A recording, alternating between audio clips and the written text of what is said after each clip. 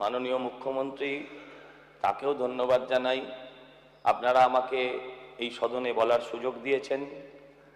প্রথমবার বলছি, যদি কোনো ত্রুটি থাকে মার্জনা করবেন। স্যার, আমি এমন একটা বিধানসভা থেকে আসছি যে বিধানসভাটা রাস্তার এপারে কলকাতা, যার উল্টো দিকে রাস্তাটা হচ্ছে বরানগর। স্যার, আমি এই বিধানসভায় ঘুরে মানুষের কাছে প্রচার করে আমি যেটা দেখতে পেলাম যে কলকাতা পিনকোড, কলকাতা অ্যাড্রেস এবং কলকাতার লাগোয়া হওয়া সত্ত্বেও অত্যন্ত দুরবস্থার মধ্যে দিয়ে একটা বিধানসভা অঞ্চল পুরো রয়েছে। আমার আগের বক্তারা বলেছেন তাদের বিভিন্ন সময় যে ওখানে যেমন চটকল, জুট মিল যেগুলো সেগুলো বন্ধ, সেগুলো যেমন আছে। আমি মাননীয় স্বাস্থ্যমন্ত্রীর দৃষ্টি আকর্ষণ করব। স্যার, আমি ওখানে গেছিলাম, ওখানকার একটা জেলা হসপিটাল ভিজিট করতে। আমি সেখানে দেখেছি 100 আসন বিশিষ্ট হাসপাতালের মধ্যে আইসিইউ নেই। আমি দেখে এসছি হাসপাতালটা চলছে যেখানে একটাও মনিটর নেই, হাসপাতালটা চলছে যেখানে একটাও এয়ার কন্ডিশন মেশিন নেই। স্যার, আপনারা মাননীয় চেয়ারম্যান, তিনিও মাননীয় অধ্যক্ষ, আপনিও জানেন, আপনি ডাক্তার, স্বাস্থ্যমন্ত্রী, আপনিও জানেন যে এয়ার কন্ডিশনটা রুগীর জন্য প্রয়োজন হয়, আরামের জন্য প্রয়োজন নেই। অত্যন্ত দুরবস্থার মধ্যে দিয়ে একটা হাসপাতাল চলছে। একটা নাগরিক সামান্যতম পরিষেবা পুরো বরানগর জুড়ে আপনি যদি বলেন স্যার কোথাও কিচ্ছু নেই। গত কয়েকদিন আগে যে প্রবল বৃষ্টি হয়, সেই বৃষ্টিতে বরানগর 1 হাঁটু জলে ডুবেছিল এবং আমি বলছি আজকে 4 দিন বাদেও সেখানে কিন্তু জল সম্পূর্ণভাবে নেমে যায়নি। আমি আগের মা মাটি মানুষের সরকার, তার পুরো নগর উন্নয়ন দপ্তরের মন্ত্রী যদি থাকতেন আজকে, আমি তাকেও অনুরোধ করতাম গিয়ে একবার দেখে আসুন। ঘরের ভেতরে খাটের ওপর মানুষ বাচ্চাকে রেখে মা বাচ্চার জন্য জল আনতে গেছে, বাচ্চা ঘরের ভেতর পড়ে জলে ডুবে মারা গেছে। এটা স্যার আপনার কলকাতা শহরের যারা মা মাটি মানুষের কথা বলতো, তাই তারা আজকে শূন্য হয়ে গেছে। স্যার, আগের এমএলএ গামলা বলে পালিয়ে গেছেন, কিন্তু স্যার আমি মানুষের দরজায় দরজায় ঘুরে মানুষের কাছে হাত জোর করে বলেছি এই অবস্থার পরিবর্তন হবে। আমি আপনাদের কাছে অনুরোধ করব, আপনারা এই বিষয়ে দৃষ্টি আকর্ষণ করুন, আপনি ব্যবস্থা নিন এবং এই অবস্থা থেকে বরানগরবাসীকে শুধু নয় রাজ্যবাসীকে মুক্ত করুন। সমস্যা হচ্ছে পাশে সাগর দত্ত বলে একটা মেডিকেল কলেজ আছে স্যার, সেই সাগর দত্ত মেডিকেল কলেজের গেটের ওপরে লিখে দেওয়া হয়েছে সুপার স্পেশালিটি। গেটগুলো দেখলে মনে হবে বিরাট কোনো আপনি হাসপাতালে ঢুকছেন, কিন্তু যত ঢুকবেন তত বুঝতে পারবেন এটা একটা মৃত্যুপুরী। কারণ ভেতরে অধিকাংশ ডিপার্টমেন্ট নেই, একটা সুপার স্পেশালিটি হাসপাতাল চলছে, যে হাসপাতালের ভেতরে সিটি স্ক্যান, এমআরআই জাতীয় মেশিনগুলোও নেই। আপনারা বলুন, এই হলো আমার মা মাটি মানুষের সরকার।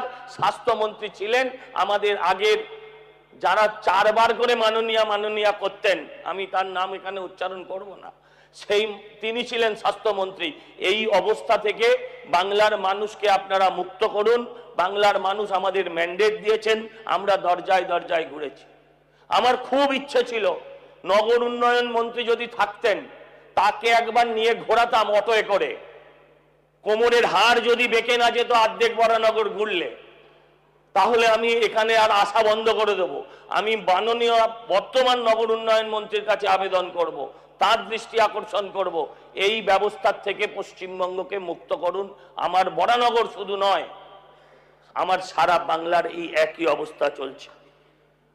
আইন শৃঙ্খলার কথা আমাদের রাজ্যপালের ভাষণের উপর আমরা বলছি আজকে আলোচনা করছি।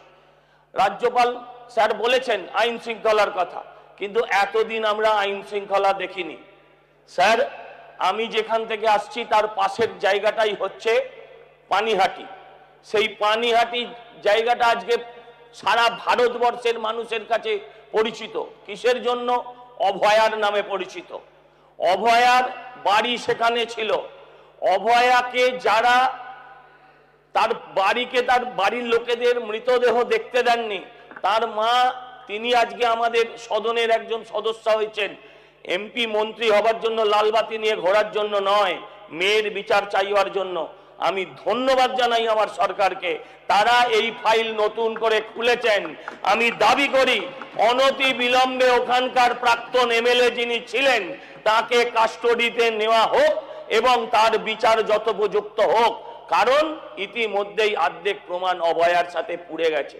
স্যার, আমি অনুরোধ করব, আইন শৃঙ্খলা মানে শুধু অভয়া নয়, অভয়া থেকে তামান্না থেকে শুরু করে সারা পশ্চিমবঙ্গে যত, আপনারা, আমাদের সরকার, সেদিন রাজ্যপাল মহোদয় বলেছেন যে আমাদের সরকার তিনি ব্যবস্থা করবেন মহিলাদের জন্য দুর্গা স্কোয়াড তৈরি করে এবং থানায় থানায় মহিলা ডেস্ক। আমি আবেদন করব আপনাদের কাছে, আমি আবেদন করব পুলিশ মন্ত্রী তথা মুখ্যমন্ত্রীর কাছে, ইমিডিয়েট, গতকাল বাজেটে সেটা আমরা পেয়েছি, সেটা যত সম্ভব তাড়াতাড়ি করে দেওয়া হোক। স্যার, 8 লক্ষ কোটি টাকার দেনা আমার সারা পশ্চিমবঙ্গের মানুষের প্রত্যেকের মাথার উপরে, আপনি যিনি মুখ্যমন্ত্রী আছেন তারও উপরে আছে, আমাদেরও প্রত্যেকের ওপর আছে। আমি আপনাদের কাছে আবেদন করব, এই আগের সরকারের যারা সদস্য সমর্থক ছিলেন, পঞ্চায়েত থেকে শুরু করে মুখ্যমন্ত্রী অবধি, তাদেরকে ভালো করে ঝাড়াই পোছাই করা হোক। আমি দায়িত্ব নিয়ে বলছি, পশ্চিমবঙ্গের এই 8 লক্ষ কোটি দেনা 1 সপ্তাহের মধ্যে মিটে যাবে, 1 সপ্তাহের মধ্যে মিটে যাবে। দলের মধ্যেই তাদের আওয়াজ উঠেছে যে ওরা চোর, এ বলছে ওকে চোর, ও বলছে ওকে চোর। আমি আবেদন করব মাননীয় স্পিকার স্যারের কাছে যে ওনাদের একটু চেয়ারটা আলাদা করে দেওয়া হোক, কোনটা কালীঘাট তৃণমূল আর কোনটা নিমতলা ঘাট তৃণমূল সেটা আলাদা করে দিলে আমাদেরও তাদের সমালোচনা করার সময় সুবিধে হবে কোন দিকে আঙুল তুলব। আমি বলছি, আমি সরকারকে ধন্যবাদ জানাই। আগের সরকার মা মাটি মানুষ বলে মাকে মাটিতে মিশিয়ে দিয়েছে, আর আমার সরকার ঘোষণা করেছে যে আগামী বর্ষের মধ্যে, আগামী নতুন বাজেটের আগে 1 লক্ষ বেকার যুবকের চাকরি হবে এবং তার সঙ্গে 50,000 শিক্ষকের চাকরি হবে। আমি তাদের প্রণাম জানাই। আমি ঘুরেছি স্যার, আমি ওখানকার বরানগরের এলাকায় এলাকায় ঘুরেছি। আমি বিশ্বাস করি এই সমস্যা শুধু বরানগরের নয়, প্রত্যেকটা যতজন বিধায়ক আছেন যে কোনো দলের হতে পারেন, আমি বলছি স্যার, কিছু না হলে বরানগর অঞ্চলে 25খানা স্কুল বন্ধ হয়ে আছে, 25টা স্কুল, শতবর্ষ পেরোনো স্কুল বন্ধ হয়ে আছে। আর যে স্কুলগুলো আছে তার অধিকাংশ ঢুকছে, পাড়ায় পাড়ায় ইংরেজি মিডিয়াম স্কুল গড়ে উঠেছে। স্যার, আমি চাই, ইংরেজি মিডিয়াম নিয়ে আমার কোনো বক্তব্য নেই, প্রাইভেট স্কুলে ছেলে মেয়েদের শিক্ষা দেওয়ার মতন অর্থনৈতিক অবস্থা পশ্চিমবঙ্গের মানুষের আজকে নেই। তাই আমি আপনাদের কাছে আবেদন করব, মাননীয় শিক্ষামন্ত্রীর কাছে, শিক্ষা মন্ত্রকের কাছে আমি আবেদন করব, যত তাড়াতাড়ি সম্ভব এই স্কুলগুলোকে পুনরায় চালু করে, এবং আমাদের নতুন যে কেন্দ্রীয় শিক্ষানীতি আসছে সেই শিক্ষানীতি হচ্ছে যে শিক্ষাকে কর্মোপযোগী করে তোলার শিক্ষানীতি, সেই শিক্ষানীতি প্রয়োগ করে পশ্চিমবঙ্গের এই সরকারি স্কুলের শিক্ষা ব্যবস্থাগুলোকে বাঁচিয়ে তোলা হোক। আমি আপনাদের কাছে সেই আবেদন করব। স্যার, আমি একটা বিষয় জানতে চাই, আমি জানি না, কালকে আমি এখান থেকে বেরোনোর পর অনেকে আমায় প্রশ্ন করছেন সংখ্যালঘু তাদের জন্য কিছু কি করা হলো। আমি প্রশ্ন রাখতে চাই সরকারের কাছে, আমার জানা নেই, তাই আমি জানতে চাই, যেখানে রাষ্ট্র যদি ধর্মনিরপেক্ষ হয় সেখানে সংখ্যালঘু দপ্তরের আদৌ কি প্রয়োজন হয় কিনা, এটা আমি সরকারের কাছে জানতে চাই। এ বিষয়ে আমার জ্ঞান নেই, তাই কারণ সংখ্যাগুরু করে আমরা নিজেরাই ধর্মনিরপেক্ষতার আড়ালে থেকে আমরা নিজেরাই মানুষে বিভাজন করছি। আপনাদের সেটা একটু বলতে হবে। স্যার, এই সরকার গত 15 বছরে পশ্চিমবঙ্গটাকে পশ্চিম বাংলাদেশ বানিয়ে দিয়েছিলেন। এই নিয়ে আমরা দেখেছিলাম বাংলাদেশ থেকে অনেক, সেখানকার যারা সন্ত্রাসবাদী তারা অনেক সময় আমার রাজ্যের মুখ্যমন্ত্রীকে আহ্বান জানিয়েছিলেন, তৎকালীন মুখ্যমন্ত্রীকে আহ্বান জানিয়েছিলেন যে এসো তুমি বাংলাদেশ পশ্চিমবঙ্গটাকে আলাদা করে দাও। আমি আপনাদের কাছে আবেদন করব, এই সরকার ইতিমধ্যে বহু জমি দিয়েছে যাতে বর্ডারটাকে সিকিউর করা যায়। আমি আপনাদের কাছে আবেদন করব সেই ব্যবস্থা আরো কঠিনভাবে হোক।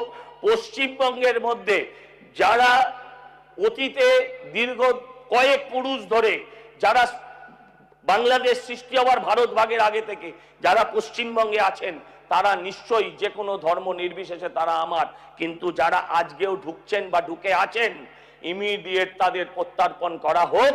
কারণ আমরা দেখেছি টিভি মিডিয়ায় যত যাচ্ছে বলে খবর হয় তত সম্ভবত যায়নি। আমি আপনাদের কাছে অনুরোধ করব, আমি আপনাদের কাছে আবেদন করব যে আমরা পশ্চিমবঙ্গকে সোনার পশ্চিমবঙ্গ করব বলেছি।